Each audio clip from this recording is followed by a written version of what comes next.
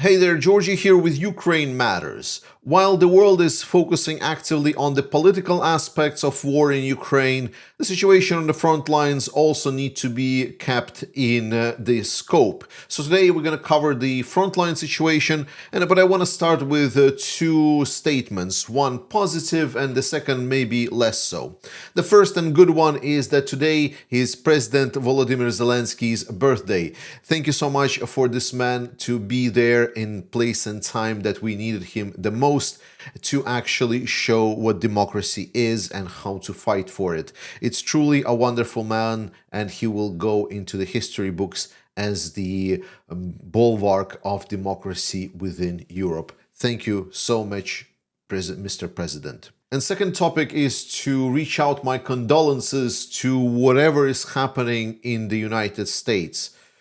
Guys, it will not tell you much, but I grew up in the 90s in the post-Soviet Union, and I've seen some shit. I've seen like literally gangs just driving around, shooting at each other with cars, and I've seen lawlessness that I haven't experienced ever since in my life.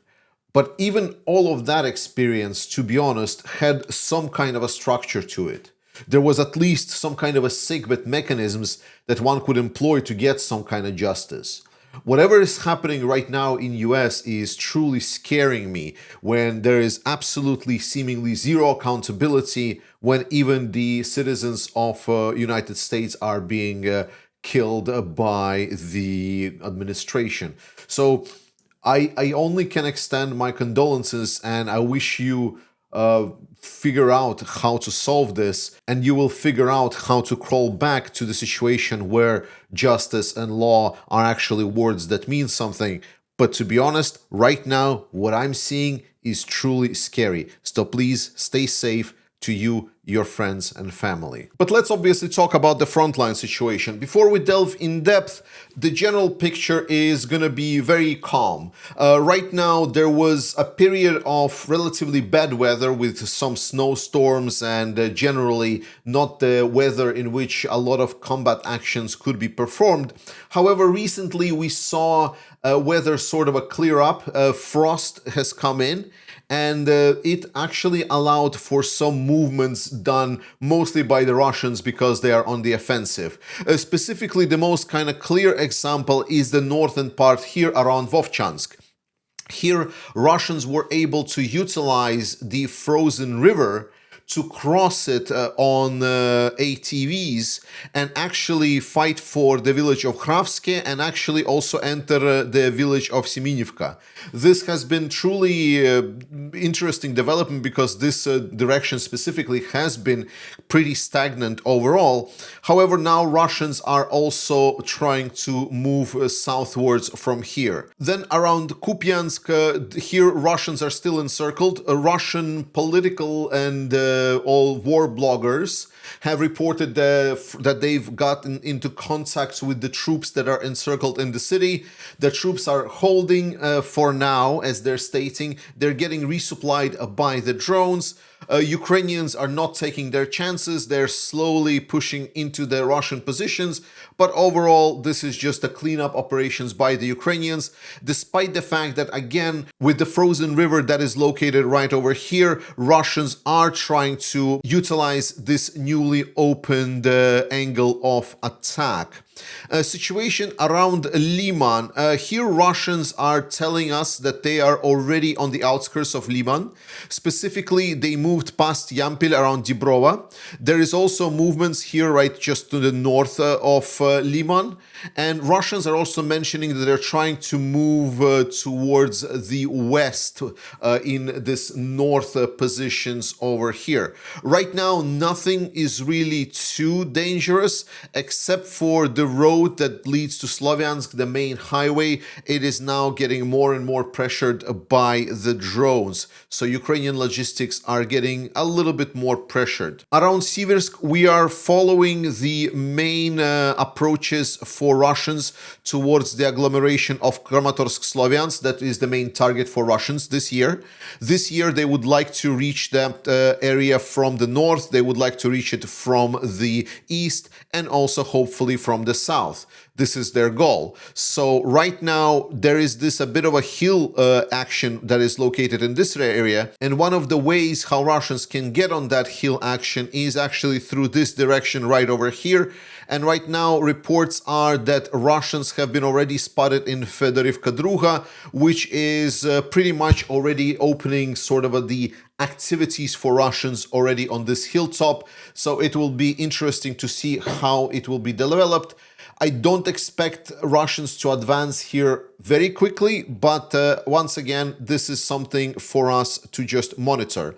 Konstantinivka, despite the fact that Russians have been reported on the outskirts, overall, the reports are that right now it's mostly Russians trying to destroy every single building in the city, and there is not as much Russian troops that are located. Around Pokrovsk, Mirnograd, here, despite the fact that everyone already kind of gave up on Pokrovsk and Mirnograd and stated that, well, the cities are already lost and it's already gone, the reality is that northern of Pokrovsk and northern of Mirnograd is still being contested. It is still considered a gray area. Rodinske, intense fighting around Grishina as well. Here in the north, Russians are kind of attacking. So overall, there is mixed positions between Ukrainians and Russians around Rodinske, north of Pokrovsk, north of Mirnograd, but Russians are clearly finishing this up. And I would expect maybe by the mid of February, we can kind of already acknowledge that no, the battles for Pokrovsk are already over. It was still almost 2-year offensive for Russia just to take this two relatively small towns. There is some attacks by Russians around Novopavlivka where they already lost a couple of columns. Right now, the reports are that, again, those attacks are unsuccessful, but Russians are trying to advance in this direction. But overall, what I want to acknowledge is in the last month or so, after specifically the situation around Huliai got really worse. Remember, there was like a fast Russian advance, and then they kind of collapsed this whole pocket right over here and approached into the settlement of Huliai. After that, Ukrainians really reviewed how are they approaching the combat, and in generally, this area have seen significant slowdown of the Russian advances. This is good news overall, and I think that it's definitely underscoring that Ukraine has certain issues in command and control still, and that they still require some kind of reinforcement with additional troops. On that note, some of the latest news have been very positive. Some of the people that I really know from the front lines are actually being rotated out, and they are from different units. So we definitely see that Ukrainians are trying to get some of the rotation out, some of the people that were on the front lines for a very long time. They're trying to get them at least some R&R. And more importantly, generally speaking, on the front line, we don't see any major breakthroughs. Russian slowdown is very much palpable. They are not really moving fast, despite some of the recent advances in different areas. What is interesting is this analysis right over here, right? We talk about the Russian propaganda a lot. We talk about that people that try to cover pro-Russian narratives very often are living in their propaganda world, and some people decided to measure it. Pro-Ukrainian narratives are a little bit harder to falsify because, for example, the project like Deep State Map is an independent project, and they are actively verifying their data, and they're coloring only the things that it is important to cover on the front lines, because their philosophy is if we keep lying to each other, we're not gonna win. The first and foremost, we need to stop lying. This is not present in the Russian philosophy, so that's why in yellow on this map you can see the discrepancy between what is reported by the Ukrainians versus what is reported by the Russians. And you can see that Russians are reporting quite a lot more than whatever Ukrainians are reporting. And if you want to know in simple percentages just how much more, last year Russia captured something around like 4,000 square kilometers of territory. And Russians are reporting in these yellow areas around 700, I believe, 80 square kilometers. So Russians are reporting almost additional 20% of what is being captured actually by the Russian soldiers. 20% over-reporting on wherever Russians are advancing. That is insane. Another angle that we want to look at is the Russian losses. Russian service of BBC, yes, that one exists, has actually calculated and updated their calculations for the total losses of Russians in Ukraine. This is the most conservative calculation there is online. They're calculating only the people that they can 100% verify. So they have been reported. They were able to establish who the people are, to find out who the relatives of that person is. So this is a very meticulous analysis. And even they already established that over 165,000 Russians have been killed in Ukraine. But I think the more interesting is not the specific number, because I think it is very much far off from the Russian actual losses. It is more I'm interested into 100% verified location of the people that have been killed. And this is where it becomes really interesting. So we talked about a lot where Russians are drawing their military from. And we can clearly see that it is being drawn from a lot of the peripherals. So a lot of the Far East, a lot of the south of Russia, not a lot of the center of Russia, but this is Siberia, so there is not a lot of population there in general. But more importantly, there is also a lot of factories there that can produce Russian equipment. There is a little bit in the mid-Russia that you can see dark parts where Russia is drawing from.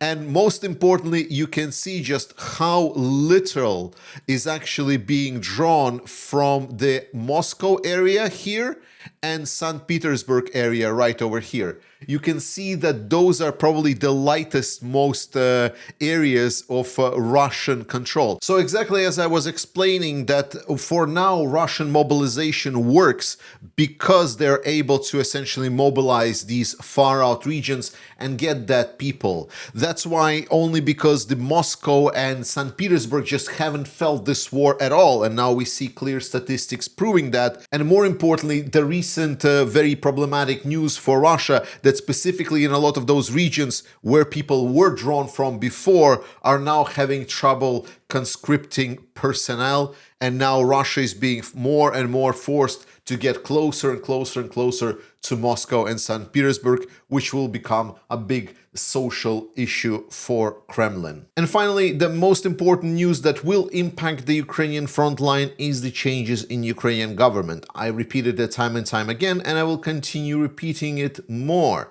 is that a lot of the Russian advances are due to the inconsistency and lack of reforms within Ukraine. With the new Minister of Defense coming in and really changing the way that the system will operate, is definitely going to make an impact a longer term during this year. With the newer appointment is Sergei Flash, that has now been appointed an advisor to Mikhailo Fedorov. The Sergei Flash, if you don't know, is probably one of the most known bloggers that is covering all things drone technology related. This guy has been going in and out, discussing like different frequencies, drone jamming, all of the Russian technologies that are being there. He has analyzed every single Shahed type that there was. He's an absolute like top-notch expert there is when it comes to the drone technologies used in warfare. This guy has been very nice on his public life, and now he's going to be supplementing the advisory board for Mikhailo Fedorov. Again, the caliber of people that Fedorov is employing is definitely up there, so my hopes are pretty big that we will see Ukraine really perform very good this year. Thank you so much for watching this video, guys. Participate in our ongoing fundraiser. Thank you so much, everyone that is already doing so much, and we're going to do even more. I will be going to Ukraine relatively soon, so I will give you an update specifically on what is happening with the drones. firsthand, so stay in touch for that. I love you. Trust in Ukraine, support the Ukrainian armed forces, Slava Ukraini, and I will see you next time.